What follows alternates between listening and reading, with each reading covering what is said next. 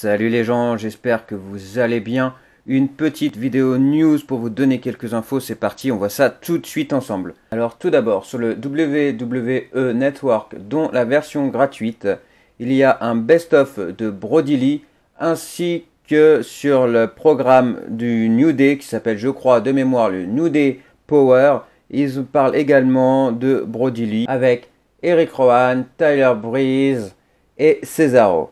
Et du coup, voilà, ils en parlent énormément. Et dans le best-of, il dure 3h30. Alors moi, je vous cache pas que je n'ai pas encore tout vu parce que 3h30, je ne suis pas encore bilingue. Donc il faut que je me concentre un minimum. Donc 3h30, pour moi, c'est un peu long. Mais j'en ai déjà vu une bonne partie. Et c'est vrai que ce programme est relativement super intéressant. Donc merci à la WWE d'avoir mis ceci en place et de rendre hommage à Brody Lee. Ne loupez pas d'ailleurs sur ma chaîne le petit hommage que j'ai fait à Brody Lee et ainsi que la vidéo où la Wyatt Family rend hommage à Brody Lee. Ensuite, un petit détail que je ne vous avais pas donné dans le WWE Raw de cette semaine. Il faut voir que Keith Lee a cassé une corde du ring et tout simplement si ceci est arrivé apparemment c'était pour être sûr que les fans restent jusqu'à la fin. Donc je crois qu'en ce moment la WWE a juste peur de leur audience et ils sont prêts à faire beaucoup de choses. Au sujet de la superstar qu'on nous avait annoncé en septembre qui voulait quitter la WWE.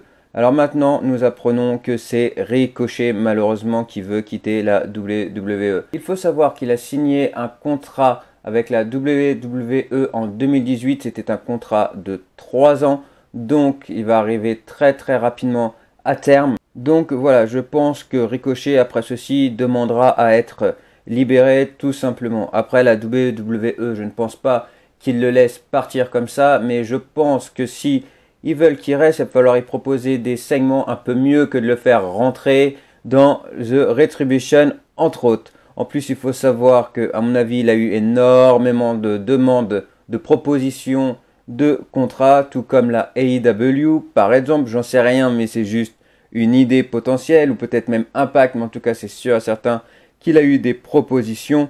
Donc voilà, il faut savoir que Ricochet, moi, au début que je l'ai suivi, que je le connaissais, c'était sous le nom de Prince Puma et franchement il avait une meilleure réputation et une meilleure visibilité du côté de la Lucha Underground. Donc forcément je le comprends et c'est frustrant.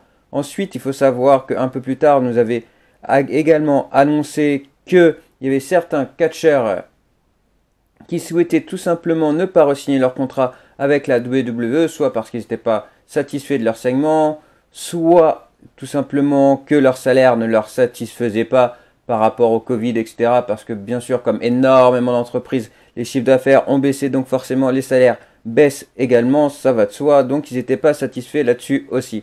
Donc à voir, ça se trouve par la suite, il y aura encore d'autres noms annoncés. Maintenant, une grosse news. Alors qu'en ce moment, on parle énormément du Royal Rumble, on parle également de Goldberg avec Drew McIntyre, et on se dit que ça serait vraiment dommage qu'il n'y ait pas de public. Et plus le temps passe, et plus on se dit qu'il n'y aura pas de public, surtout que ça a été annoncé, qu'ils avaient dit qu'il y a de grandes chances que de toute façon, il n'y aura pas de public. Donc ce serait comme ça.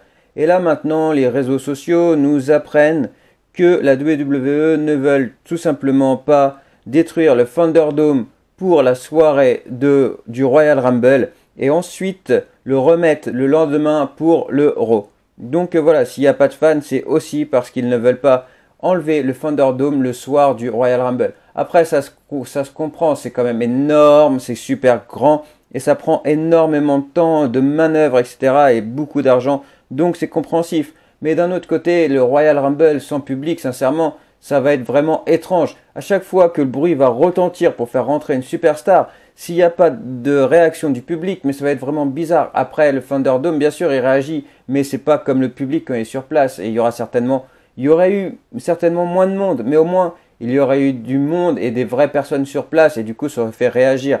Par exemple, là, comme Goldberg et Drew McIntyre, je sais qu'il y en a énormément qui ne sont pas content. Bon, bah là, vous, par rapport au Thunderdome, vous pourrez clairement pas faire connaître votre que vous soyez pas satisfait, tout simplement. Parce que derrière le Thunderdome, il y a quelqu'un, donc il va dire aux gens de faire ce qu'il a envie de faire, tout simplement. S'il a envie de dire aux gens de chanter Goldberg, Goldberg, et ben ça se passera comme ça, et c'est tout. Donc pour faire savoir que vous n'êtes pas satisfait, sincèrement, ça va être relativement super compliqué. Donc voilà, c'était une news que je voulais vraiment vous faire savoir parce que voilà, c'est vraiment dommage. Après, je comprends et après, niveau sécurité, c'est quand même mieux parce qu'apparemment, il y a même le Covid qui se promène, c'est même pas apparemment, c'est même sûr. Le Covid se promène autour des superstars. On a annoncé qu'il y avait Drew McIntyre. D'ailleurs, petite information rapide, apparemment, il y aurait encore d'autres superstars qui seraient touchés, mais nous n'avons pas de nom. Et après, ça c'est logique, c'est Drew McIntyre là, il a côtoyé des gens, etc.